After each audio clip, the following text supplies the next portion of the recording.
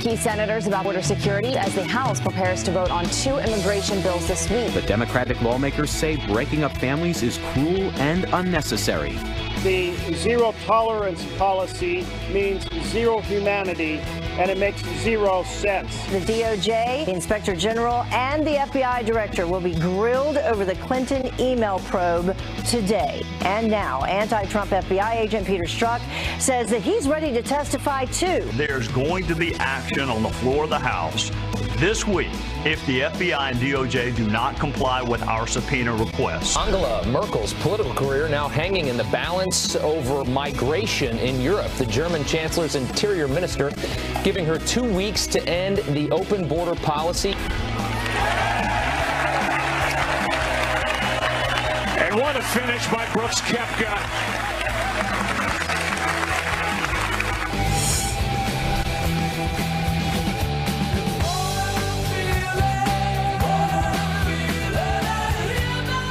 New song from Boston, just out today. Thanks, Boston. Yeah, I've never heard that song. Right, it just came out. I think it's going to be a good one. I wonder how it ends. I don't know. The song. It's more than a feeling. Right, more than a song. Why don't we just play it, and then in 4 minutes we'll tell you how it ends. All right, good. Steve, great job awesome on Friday. interview. It was really something. We did not know the president was going to come out. Apparently, halfway through the show, he was watching TV, saw us on there, and came out and yelled for us to get off the lawn.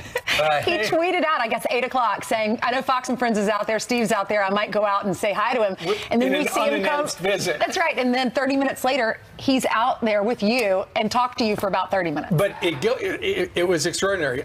It goes to show you the power of the presidential tweet, because as soon as it went out, and I was talking to the producer, Gavin, he said, did you see the tweet? And I said, nope, let me look.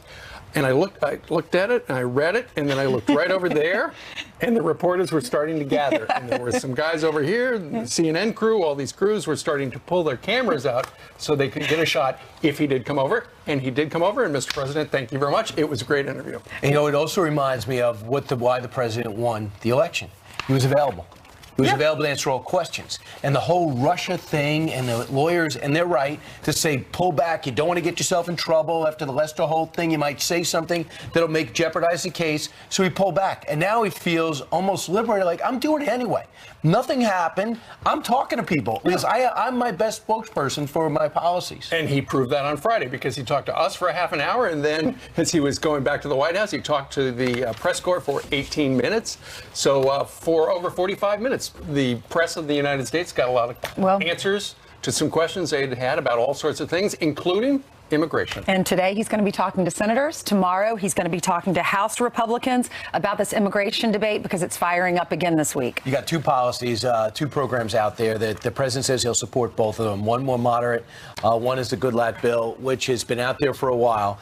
Whatever passes the House, he says he'll support. If he puts his weight behind it, it might get through the Senate. It might get to his desk. And in it, you got about 1.8 million potential DACA kids who are young adults in many cases. They'll get their pathway, $25 billion for the wall, and then the end of the lottery system. He might not get chain migration. We'll see about it, but it's part of the negotiation. But the biggest story is, in my humble opinion, because the IG report was so devastating and so devastating to the Russia collusion, so supportive of the president's thought that there was forces against him, because the North Korea summit put a lot of the skeptics to bed, they had to reach for something else, and they found it with the so-called separation of kids and parents from their families at the border. Right. I mean, this is a policy that has been the law of the land of the United States of America for many years. They did it during the Obama years as well. But the Democrats had seized on it. They took a tour of an immigration facility over the weekend, and the sound bites from the Democrats emerging, as you would expect. Listen. The zero tolerance policy means zero humanity, and it makes zero sense. It's a disgrace, it's shameful, and it's un-American. This is a choice that the Trump administration has made. It is inhumane. It is cruel. President Trump, cease and desist, because you are moving the arc of justice to the heap of despair. That is appalling, and it is un-American. Yeah, it's terrible to see those images. Of course, no one wants to see parents. And if you are a parent, could you imagine? You don't want to see these images. We need to do something about it. What's the solution? That's why the president is talking with these lawmakers, trying to figure out if we build the wall, maybe they wouldn't come in, and then they'll do it the right way. They'll go in at these checkpoints. They can seek asylum if they live in a dangerous area. The president made it very clear on Friday. He said, if you don't like that policy, change the law. The way it is right now, and it's pretty clear, is if you come into the country illegally, with children, they will separate you because you're about to go through criminal proceedings. However, if you knock on the door and you say, I'm here with my family or these children to seek asylum, you will not be separated from the children. That's just the way it works. And some are brought here by them. Some came by themselves, unaccompanied minors, which you saw 5 years ago. Others are here with coyotes or people, escorts. They're paid to escort kids across. So, of course, you're going to separate them. And others are there with parents. So, meanwhile, it's forcing some type of action. Ben Dominique, who is married to Meghan McCain, he's with the Federalist, was on Face the Nation yesterday and said, listen, we know this issue of separating women from their kids is a problem, but look at the big story. Look at the big picture. The focus on these kids, while I certainly understand it from a media perspective, is ignoring what is really driving these factors. Why do we have a 200% year-over-year increase in the number of people coming across? Why do we have the biggest month-to-month increase between February and March that we've seen since 2011? And the answer to that is the activity of the Mexican cartels, who use these migrants as essentially a distraction to clog systems as they are able to funnel things across the border. In the last week, we saw 2 more political candidates in Mexico murdered in broad daylight. And now there's 180 politicians killed. We're getting dangerous in Mexico. And I'm not reading the Mexican newspapers. Steve won't translate for me because I took German at school. I'm kind of hamstrung. But they're close to being a failed state. If Mexico fails, they're an absolute mess. They're being run by illegal drug cartels. That's causing the surge of the border. The Border Patrol is empowered to keep our border safe for Americans. That is their focus. But, Brian, it has become a political issue on this side. It seems to be Democrats against Republicans regarding this, and this was why the Secretary of Homeland Security came out with a series of tweets to try to clarify. She says this misreporting by members, press, and advocacy groups must stop. It is irresponsible and unproductive. As I have said many times before, if you're seeking asylum for your family, there's no reason to break the law and illegally cross between ports of entry. You are not breaking the law by seeking asylum at a port of entry.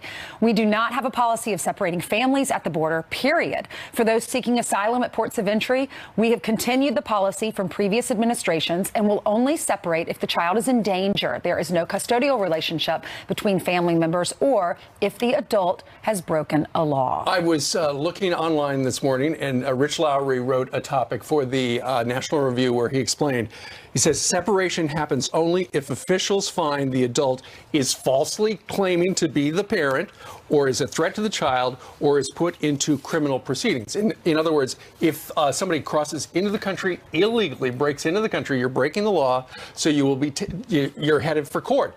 Nowhere in the United States are children kept with somebody who is being, remanded by the marshals. In other words, if you went out and you robbed a bank and you've got your kids in the car when they catch you. Right, you're getting separated. They're going to take. You're getting arrested. Exactly, and that is exactly how they treat the kids in this case. So anyway, just trying to separate fact from friction on a very hot. But why Rich Lowry has to write about that and the administration should elaborate that succinctly and directly is beyond me. Kristen Nielsen's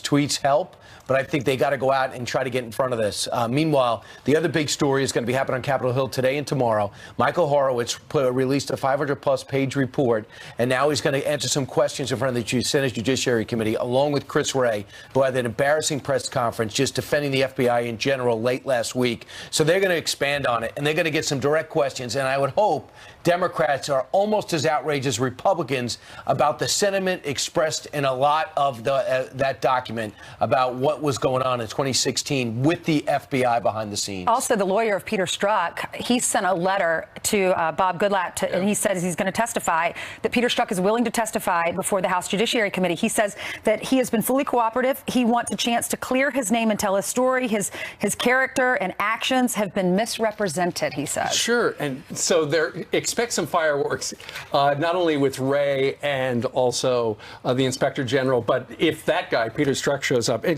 you can just imagine what the questions are going to be like. You know, when you and Lisa Page were your lover were exchanging texts talking about how we will stop him regarding Donald Trump, or when you referred to him as an idiot or loathsome or a menace or a disaster.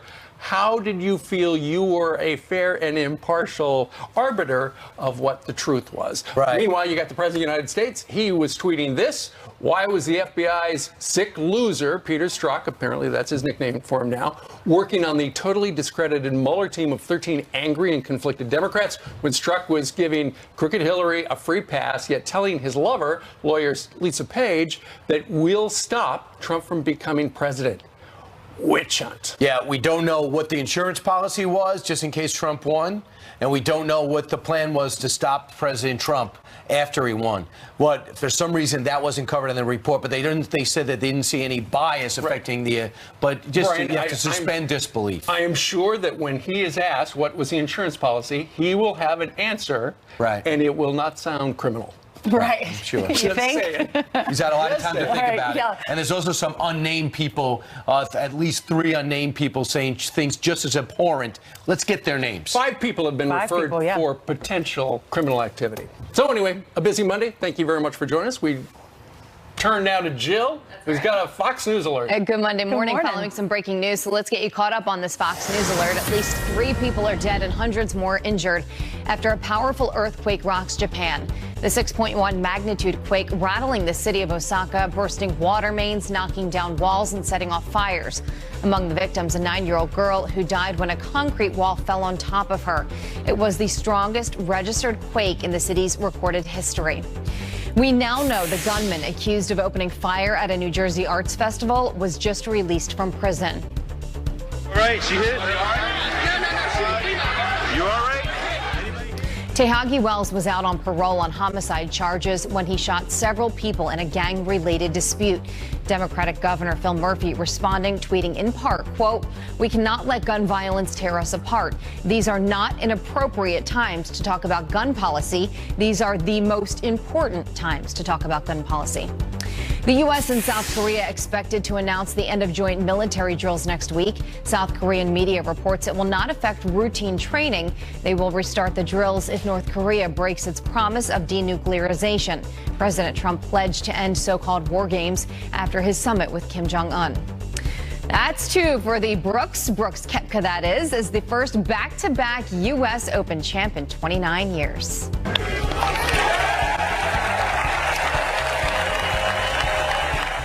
Koepka finishing 1 over par in the tournament in New York. The last man to accomplish the feat, Curtis Strange, seen interviewing Koepka for Fox after the big win. How cool is that? And talk about Strange, like Koepka, he repeated at the Open on a New York course.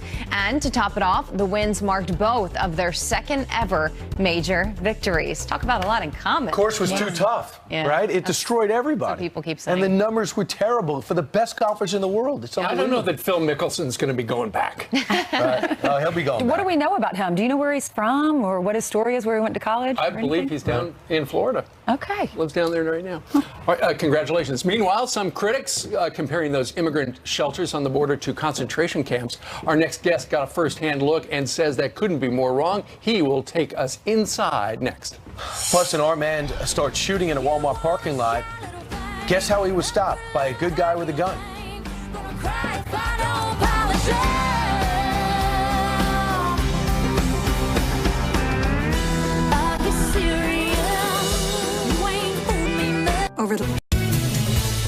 There has been a lot of misinformation surrounding President Trump's shelters for migrant children at the border. So what are they really like?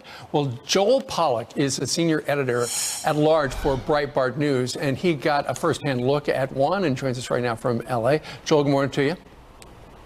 Good morning. All right, so you went to a facility about a half an hour from the border in El Cajon, California. What's your headline from inside one of the border shelters? Well, the most amazing thing to me when I arrived there, and I arrived with an open mind, I felt I had to see it for myself, was the care of the staff who work there. They have doctors, they have psychologists, they have trained social workers, administrators, and all of them want to help these children. Often the kids come there without any knowledge of basic hygiene. They come from some of the poorest places in Central America. The staff there give them toiletries, they give them new clothes. They sometimes have to teach them how to shower, how to use a flush toilet. They give them an education. This is a place where they really have the welfare of the kids at heart. And they come there from Border Patrol facilities. They're in a difficult situation, but the goal is to ring that reunion bell that sits right at the front of the facility. And every time a child rings that bell, that means they're reuniting with family or with a sponsor. And everybody wants to get them to that point. It's not about politics. It's just about caring for the kids.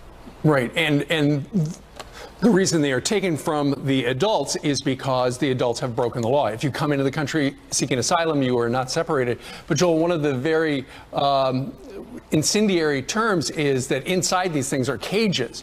And I've seen some of the images, and there are some chain link fences. Is it appropriate to call them cages? What those images are describing are the temporary detention facilities at Border Patrol. The Border Patrol often rescues these families from the backs of trucks, from gangland safe houses, from the middle of the desert where they could be dying of dehydration, and it brings them there. They have to separate children from adults. They don't know if the adults are their parents. They can't put people together in one common space. So this is what they do there. Those kids are there for a few hours, maybe a day or two at most, and then they're transferred to the shelter where they're cared for. Look, those Border Patrol facilities are not ideal, but they do receive medical attention, they receive food, they receive some kind of shelter, which is better than what they had on the long, arduous, and often dangerous trek from Central America to the border. Joel Pollak, we thank you very much for telling us what it's like inside, because we've heard some disturbing descriptions over the last week or so, and now we have a better idea. Thank you, sir, for joining us today from LA. You're welcome. All right, what do you think about that? Email us, friends@foxnews.com. Meanwhile, 6:20 here in New York City, German Chancellor Angela Merkel welcomed 1 million refugees into her country with open arms. And this morning, that move could actually cost her job. Plus, the Obamas are getting ready for their next big Netflix debut. Our next guest has a few suggestions for TV shows they could create, like the very, very, very Thin Red Line. Now, that's funny.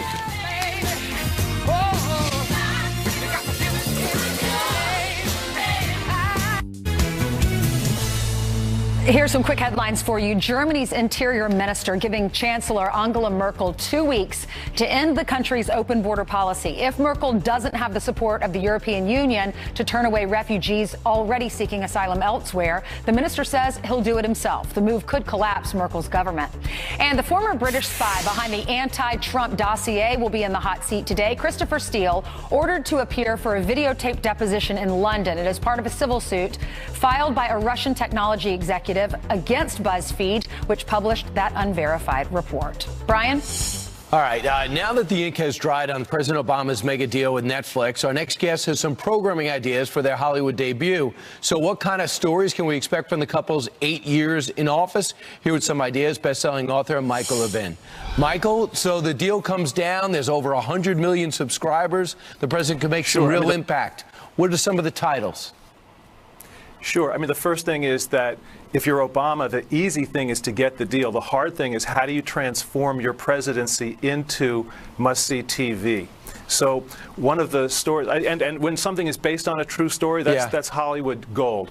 So I thought, why not do something like Take a Bow, Mr. President? This is where he'll go around the world in the style of the late great Anthony Bourdain. And he will not go to restaurants. Instead, he'll go to foreign dictators, despots, hereditary rulers, and just take deep bows to them, as he did in his first year with the Emperor of Japan. I'm not sure he's going to. I'm not sure he's going to do that. You also say the very, very, very thin red line. Yes, that's right. This is sort of a tragic story about the Middle East, where he tells Assad, no more chemical weapons on your people. Assad does it anyway. And Obama basically says, it's okay. It's sort of House of Cards meets Schindler's List. Very high concept. We'll see how long that lasts. Number 3, The Little Library on the Prairie.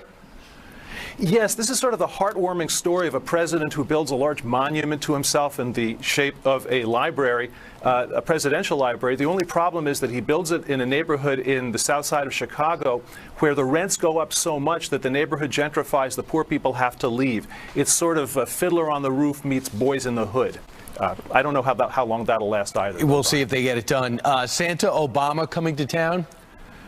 Oh, this is a heartwarming Christmas story about how the president takes much of the $700 billion of TARP money, this back in 2009, and gives it to the government employee pension funds as a way of thanking those folks for helping him get elected. Now, the people who on Wall Street who cost millions of Americans their homes, their livelihoods, they walk scot-free, and Santa Obama gives the American public a lump of coal. These ideas are not going to get you the rights to his life story. And the last one, wheelbarrow of fortune.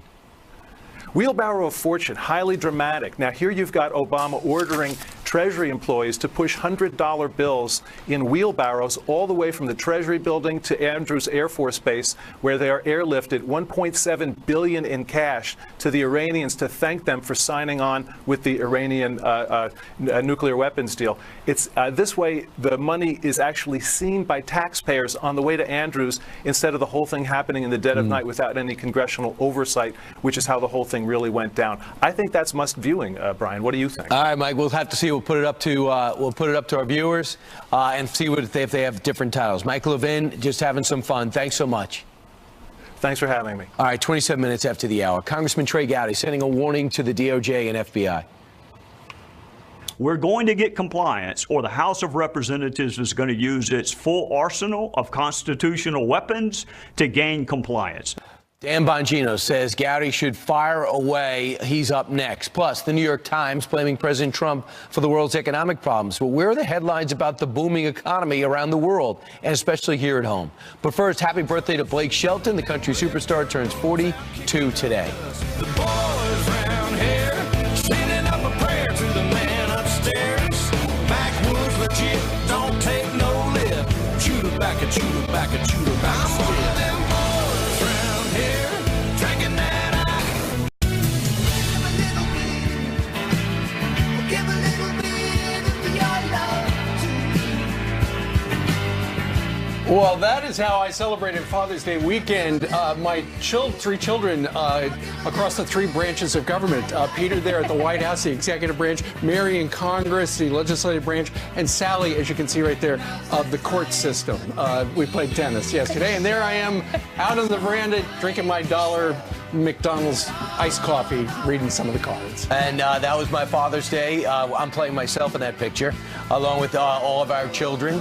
The women took the picture in this case. We had to make a decision at my mom's house. Who is everyone? That's Brian outside right. James, the oldest of the next generation. Then my brother Jim with his arm around James. Then that's me from the show. Steve outside left. My two girls, Kirsten and Caitlin, followed by Jack, who just got his driver's license, so no one's safe, and Devin over at Oneonta, and then Mary is in 9th grade from Stephen's kids. So there you go. I'm sure you all had a lot of fun. Your funny's hilarious. Your family is hilarious. That's my daddy, Coach Earhart. He's wonderful. The grandkids call him Coach. My mother, I haven't talked about it on the air, but my mother had a stroke on February 1st, and she's having to learn to walk and talk again. And that man right there has not left her side. And he's a pretty special man. And I have seen the true power of honoring your vows and doing the right thing. And that is what that man does every single day. He is a saint. A wonderful guy, worked really hard to put us all through school. And how's your mom doing? She's doing so much better. She broke her record yesterday in walking. She's with assistance, has her walker and someone standing behind her. She climbed a few stairs yesterday, and we got to witness it, and we have it all on video. And she's come so far. She's had several. We thought we were going to lose her a few times, so we are so blessed. But you get to learn a lot about insurance and coverage. I'm learning a lot. Yeah. It's expensive. It really is, and if you don't have health care, wow. It's a problem. And what you don't know is almost every weekend, Ainsley goes home to be with her. She's in a facility in Charlotte, and Dr. Vishraj is her is her doctor, and without him, I don't know what we would do. She wouldn't be here, definitely would not be here if it weren't for him. He believed in her. He accepted her into the program when no one else would because she was so severely injured.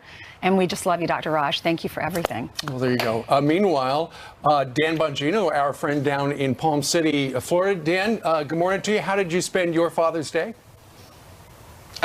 Doing what I love to do, which is eat steak. I went to a steakhouse with my wife and kids, and I tore that steak up like you wouldn't believe. So that is my favorite. Right. That's all I like is steak and trucks. That's it. Well, Dan, the other thing you do, you might be for real fun. You hop into an octagon. You start fighting people. Am I correct? I do. Actually, on Saturday mornings, I do that too. The arthritis is kicking in, but I do enjoy it. That's not Brian. You're not making it up. That is actually true. Hey, real quickly, what's the best part about being a dad? Watching your daughter succeed at something and that look she gives when she's just seeking that approval from you, you know when you make that eye contact first and you don't have to say anything, it's just magic. It makes you believe in the existence of God right there alone. Amen. It goes to show that you and your wife are doing a good job. Meanwhile, let's talk a little bit about the news of the day. It was very clear from Republican lawmakers on the Sunday chat shows, Dan, the Republicans are sick and tired of waiting for the Department of Justice and the FBI to give them documents that prove how this whole Russia collusion, Trump investigation started. The Department of Justice is stonewalling, and unless they start doing some stuff like revealing things in the next couple of days, boom, they're going to lower the boom on them. Yeah, I want to applaud Trey Gowdy for this, Steve, for really dropping the hammer. I was a little tough on him after that Martha McCallum interview where I thought he went easy on the FBI, but this is great. Here's the problem. When I was a federal agent, right, Steve, and you put together a report describing what happened in the case that you're going to use to get arrest warrants, search warrants that you're going to bring to a prosecutor, I call it paragraph 1, right? There's always a paragraph 1. And that paragraph 1 describes how a case started, whether it was a phone call from a bank that had a fake charge or receive counterfeit money. What is paragraph 1 in this case, Steve? Nobody knows. The story's changed multiple times. Now we find out this weekend from the Washington Post that there may have been another approach by someone connected to the FBI at some point to a Trump team member before paragraph 1, the date in paragraph 1. Dan, very strange. Why won't the Department of Justice and the FBI let us see paragraph 1? Steve, I suspect because paragraph 1 is so loose and contains so little evidence of actual criminality or counterintelligence information worthy of a sincere investigation that the FBI is going to be left saying, okay, we were pressured into this by certain individuals in the government to start an investigation. Should have never happened. And just to expand on what you said, Roger Stone claims he was approached by someone who claimed they had information, dirt on Hillary Clinton for President Trump. They said for $2 million, I'll give it to you. Roger Stone said, I don't have $2 million. He said, well, I want it from you. And Michael, he goes, I don't want it from you. I want it from Trump, has it. And then he said, well, Michael Caputo reminded Roger Stone, you remember that guy that came up to us out of nowhere? Because he came up to Michael Caputo, too. Do you think that that was part of the informant program, like the professor, the Cambridge professor, approached Carter Page and Papadopoulos? Brian, every person so far, every person that has contacted the Trump team with suspicious ties is connected to either the Clinton Foundation, the Clintons, Fusion GPS through the Clintons, a British spy working for the Clintons, or Russians that are working through Fusion GPS working for the Clintons. Now we find out there are two potential ties that may have been connected to the FBI. This new guy, Greenberg, and the other guy who shall not be named, like the Harry Potter character. I mean, this is unreal. This is the most clear-cut case of entrapment I've ever seen in my life. Just take the blinders off. Entrapment framed. Dan, what about Peter Strzok? He's the FBI agent. He was working on the Mueller team to investigate President Trump, and then all of his emails surfaced. Turns out he's having an affair, and he's writing all these anti-Trump emails. And now his attorney is sending a letter to the House, to our lawmakers, saying he wants to testify in front of the House Judiciary Committee to clear his name, saying that he wants to cooperate, and he wants his story to be told because he feels like his character has been maligned through all of this. Through facts.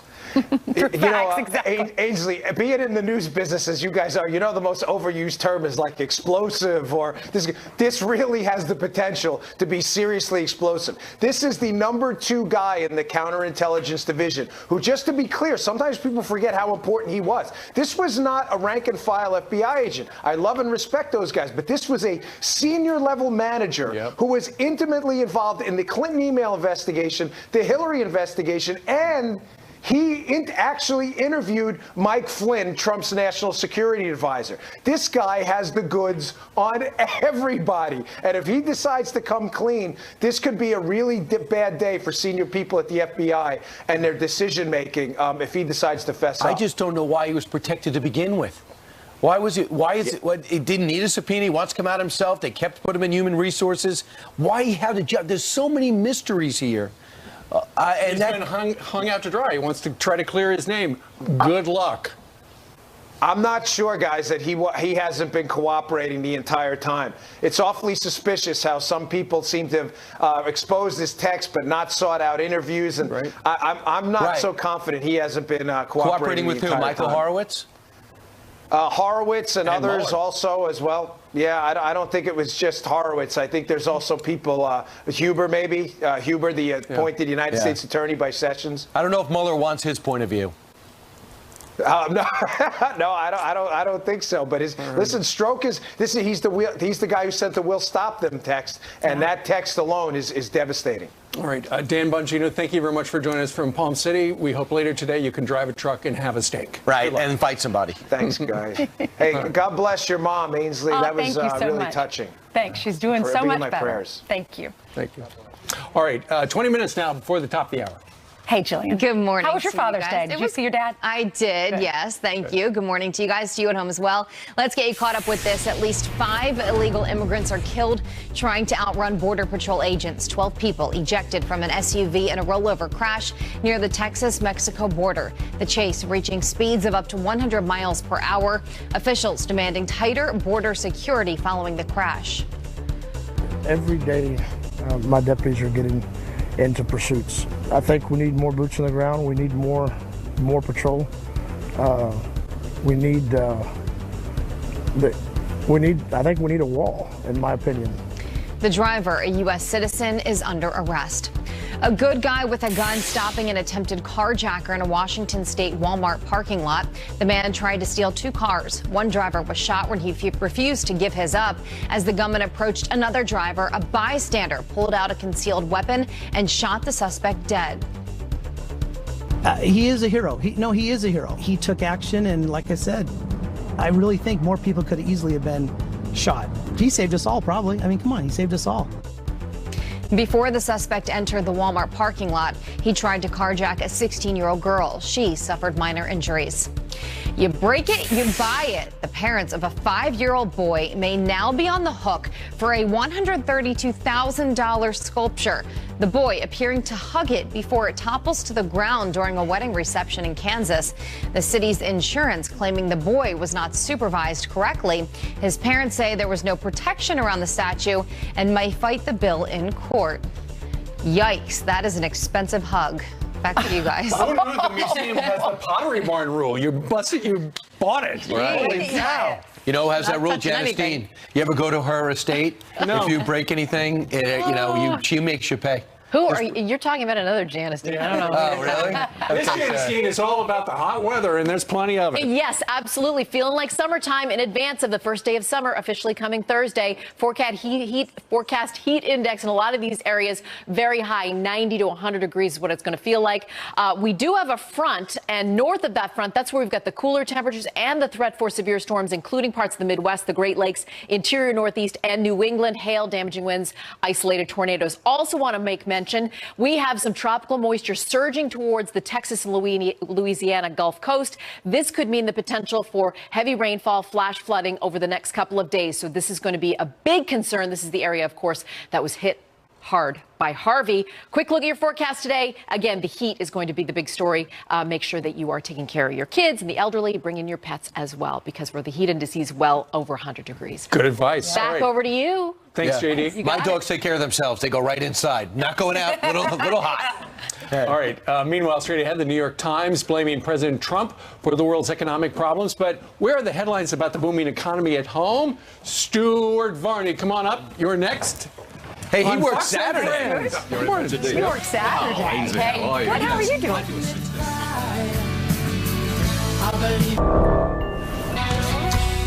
Well, the New York Times asking you to shed a tear for the global economy, blaming President Trump for the world's problems. The latest headline reading, quote, just the fear of a trade war is straining the global economy. But why isn't America's booming economy getting more of the media spotlight? And should we be taking all of the blame? And most of the column is about anecdotal information, not hard facts. Here to react to Stuart Varney, Varney and Company, 9 to noon. Stuart, I read the whole thing because as it relates to trade and what we're happening and what's going to be happening this week as China reacts to our trade, our tariffs. Well, what do you think the role of world trade in reality is? Wait a second. Can we just get right at this? The U.S. economy is booming. Get it straight. The economy in America is absolutely booming. But the media is going to ignore that because any success for President Trump is regarded as a plus for the November elections and a plus for 2020. The media hates President Trump and will never, ever mention anything truly positive about the U.S. economy. Just hold on for a second. My contention is that America has now returned to prosperity. Define prosperity. This is where we are. A surge in consumer spending, a job for everyone who wants one, confidence in the future at historic highs, unemployment at a generational low, and we've just about achieved 4% growth. That is prosperity, and you will not read about that on the front pages of newspapers or in the broadcast news headlines. You're not going to hear. I quoted you to the President of the United States on Friday, and he was touting the economy as well. But why doesn't the New York Times, why don't they just say, look, hey, America, you feel good because times are good? Because it's a plus for President Trump.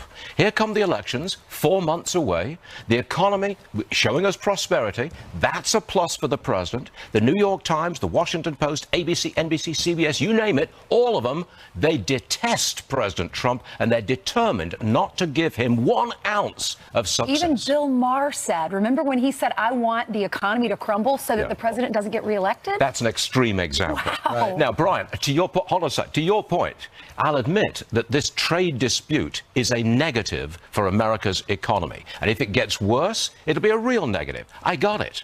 But why can't you also point out that we have an extremely strong economy? Absolutely. We're a almost $19 trillion a year economy, and these tariffs won't have a huge impact on us. It's a negotiation. That's what's going on. Thank you. But he could get Democrats with him on China. Schumer says, I'm with you on China. I think the president needs to take advantage of that opportunity, have the Democrats, because they know this is the last chance to stop that economy. Well, I think the president is taking a hard line. He's waiting for the other side to respond. They responded this morning with more tariffs and problems for American products going over there. It's an ongoing negotiation. That's what it is. But use Democrats. It's one of the rare times they're actually with the president. Take advantage of Do you that. think Democrats are going to come right out and say, Mr. Trump's right? No, on Schumer. Schumer said he had Friday. He goes, I'm with the president when it comes to China. I got a feeling For that one there's a issue. political angle to it. He's got something up his sleeve. All right, Stuart, we're going to be watching it this morning. Glad to hear Fox it. Business. Thank you very much. Thank you, sir. All right, meanwhile, tourists visit San Francisco to see Alcatraz and the Golden Gate Bridge, but they're also getting a front row seat to see homeless people screaming at walls and drug addicts shooting up on the streets. Our next guest says you can thank liberal politicians for what's going on there. And President Trump making America great again. Next up, the moon and Mars. Yep, we're coming for you, Pluto. Dancing in the moonlight, dancing in the moonlight, everybody feeling warm and bright. It's such a fine and natural sight. This program. Well, the New York Times asking you to shed a tear for the global economy, blaming President Trump for the world's problems. The latest headline reading, quote, just the fear of a trade war is straining the global economy. But why isn't America's booming economy getting more of the media spotlight? And should we be taking all of the blame? And most of the column was about anecdotal information, not hard facts. Here to react to Stuart Varney, Varney and Company, 9 to noon. Stuart, I read the whole thing because as it relates to trade and what we're happening and what's going to be happening this week as China reacts to our trade, our tariffs. Well, what do you think the role of world trade in reality is? Wait a second. Can we just get right at this? The U.S. economy is booming. Get it straight. The economy in America is absolutely booming. But the media is going to ignore that because any success for President Trump is regarded as a plus for the November elections and a plus for 2020. The media hates President Trump and will never, ever mention anything truly positive about the U.S. economy. Just hold on for a second. My contention is that America has now returned to prosperity. Define prosperity. This is where we are. A surge in consumer spending, a job for everyone who wants one, confidence in the future at historic highs, unemployment at a generational low, and we've just about achieved 4% growth. That is prosperity, and you will not read about that on the front pages of newspapers or in the broadcast news headlines. You're not going to hear. I quoted you to the President of the United States on Friday, and he was touting the economy as well. But why doesn't the New York Times, why don't they just say, look, hey, America, you feel good because times are good? Because it's a plus for President Trump. Here come the elections, 4 months away. The economy showing us prosperity. That's a plus for the president. The New York Times, the Washington Post, ABC, NBC, CBS, you name it, all of them, they detest President Trump, and they're determined not to give him 1 ounce of success. Even Bill Maher said, remember when he said, I want the economy to crumble so that the president doesn't get reelected? That's an extreme example. Wow. Right. Now, Brian, hold on a sec. To your point, I'll admit that this trade dispute is a negative for America's economy. And if it gets worse, it'll be a real negative. I got it.